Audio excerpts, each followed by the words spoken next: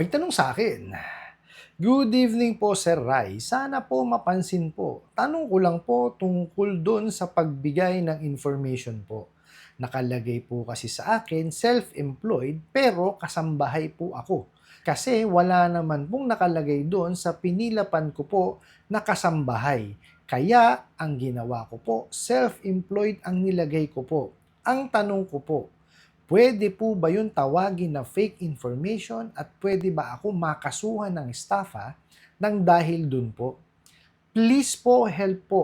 Litong-lito na po ako at di na makapag-isip ng tama po. Salamat ng marami po, Sir Ray Oret. Napakagandang mensahe po nito. Pero bago ho natin sasagutin, imbitahan ko ho muna sana kayo na pakisuportahan po sana ang aking mga social media accounts sa YouTube, Facebook, and TikTok. Dito po sa video natin, alamin po natin kung yung po bang hindi paglalagay ng eksakto no na trabaho kasi wala doon sa pagpipilian masasabi na pong fake information at po pwede na ba tayong makasuhan na estafa pagka ganun po ang nagawa natin. Pero bago ho yan, disclaimer po muna, hindi po ako abogado.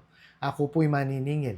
Lahat po ng sinasabi natin sa ating mga video is based on my experience at syempre po sa ating pong pagsasaliksik at pagtatanong sa mga kaibigan po nating abogado. At isa pa po, hindi ko po kinukonsente ang hindi pagbabayad ng utang dahil ang utang ay responsibilidad at obligasyon na dapat po nating bayaran. Ang hindi po ako pabor ay dun sa maling pamamaraan ng pautang at maling pamamaraan ng paniningil. Sagutin po natin yung pinadala nyo pong katanungan. No? Pero bago ho yan, no?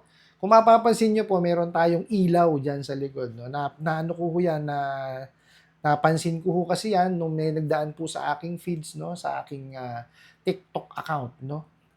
Nagandahan ho ako, sabi ko, makabili nga, pandagdag dekorasyon, no? So, kung mapapansin nyo po siya, ito po yung ordinaryong bote, no? At ito po ay, ito yung nabili ko sa, no?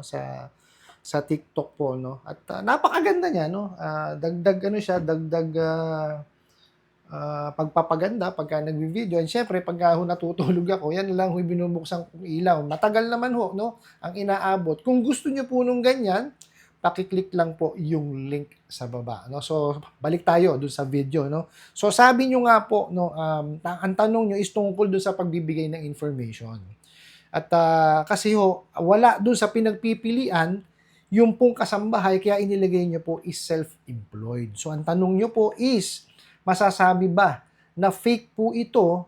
Tapos, sabi nyo is kung pwede kayong makasuhan ng estafa. Tapos, litong-lito na kayo, no? At hindi na kayo makapag-isip ng tama. Ito lamang po yan. No? Kasi po, yung burden po ng pagpapatunay na kayo po ay nanloko at nanlinlang is nandun po sa side po, no, nung mga lending, financing, and banks. In our case po, OLA. Ito po kasi yan. Ito kasi mga bugo katabusadong online lending apps na yan is hindi naman ho nagkakandak ng credit investigation, which is napakalaking kalokohan. Bakit? Kasi po, paano nyo ho malalaman, no, yung kakayanan magbayad at paano nyo malalaman kung tama yung mga information na ibinigay? 'Di ba? Kung hindi kayo magkakandak ng credit investigation. Okay, ngayon ito po. Lagi yan panakot nitong mga bugo katabusadong online lending apps. No, pagka daw hindi nakabayad, estafa na. Mali yung definition nila ng estafa eh. Actually, mas mainam pa nga ho kayo, naintindihan nyo eh. Di po ba? Kasi po, ang estafa po is, ito po yung act ng panloloko at panlilinlang. Pero itong mga bugo katabusadong online lending apps, pag hindi kayo nagbayad, ang tawag, estafa. O di ba mga tanga? O, so ito po, no? Kasi po, kung wala po dun sa pagpipilian, no? Yung kasambahay, which is kalimitan, wala naman po talaga. Kalimitan po talaga nilagay dun self-employed. Now, it's up to the credit investigator, no? Yung mag-CCI po, no, na alamin kung ano yung self-employed. No? So ngayon, tatanungin, ano po ba tong self-employed po ninyo? So pagka sinabi nyo pong kasambay, so asa na panlulukot panlilin lang dun? Di po ba? Now, let's say ganito po, no? Sabihin nila, kakasuhan kayo ng kasong estafa kasi nga inilagay nyo self-employed. Oh. Paano ho nila patutunayan yun? Sige nga po. Kasi sila po ang may kakulangan, no? In the first place. Bakit hindi sila nagtanong? Ba't hindi nila nag-conduct ng credit investigation? Hindi po ba? Kasi po, yun ay obligasyon nila. Kailangan po nilang malaman na lahat po ng information ay tama. At kung may kakayanan po ba yung kanilang kliyente o yung nag-apply sa kanila na bayaran yung hinihiram sa kanila. Which is hindi ho nila ginagawa yun. Ano po? Pakalmahin niyo yung inyong kalooban. Kasi ho, I don't think, no? Kasi kung ako, nag-CCI ho kasi ako eh. No? Kaya para sa akin, hindi ko makukonsider na na false information o fake information. Kasi po naglagay naman talaga kayo ng trabaho, self-employed. Wala naman doon sa pagpipilian ilalagay nyo.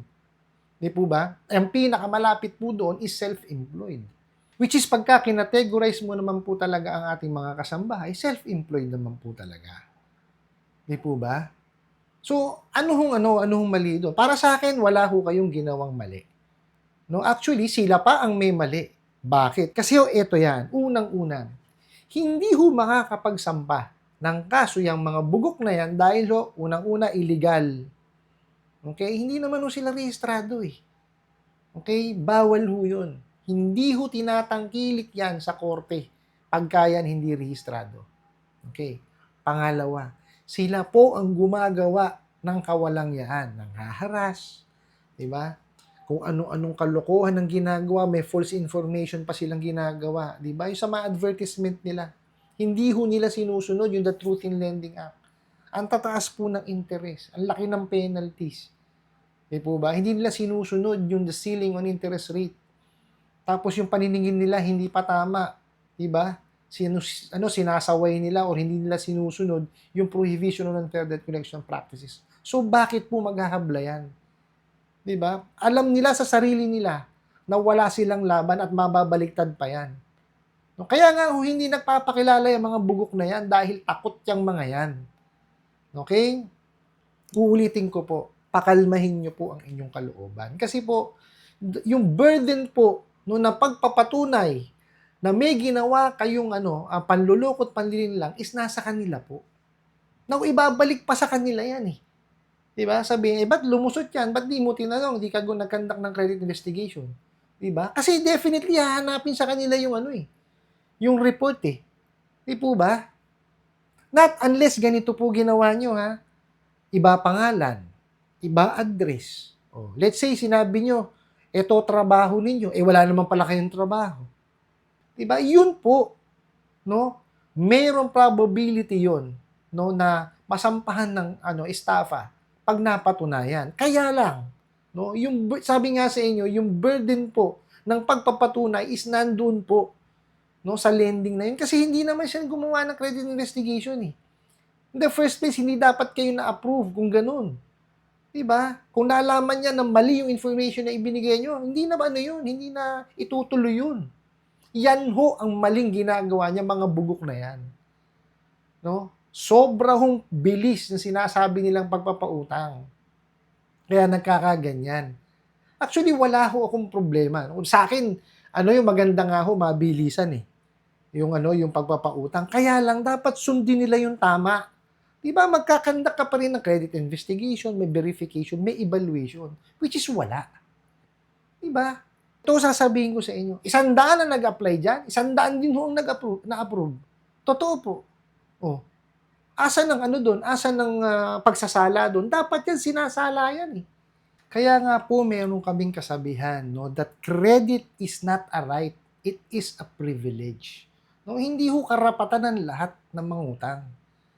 Privilege po ito na ibinibigay po sa atin para pong driver's license yan. Hindi ho lahat, no, po pwedeng bigyan ng lisensya. Dapat po marunong ka munang magmaneho, alam nyo yung batas trapiko. Di po ba?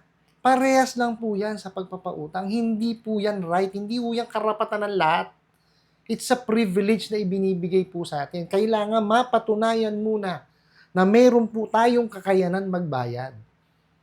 Malalaman nyo lamang po yan pag kinandak po yung credit investigation at saka po yung verification. Dahil dun po mag-evaluate at gagawa po ng ng approval eh. Di po ba? Itong mga bugo katabusadong online lending apps, hindi po ginagawa yan. Tandaan nyo po, ulitin ko ha, ang credit po or ang pangungutang po, hindi po yan karapatan, hindi po yan right. Okay? Privilege po yan. Pribileyo o na ibinibigay po sa atin. Depende po yan dun sa 5 C's of credit.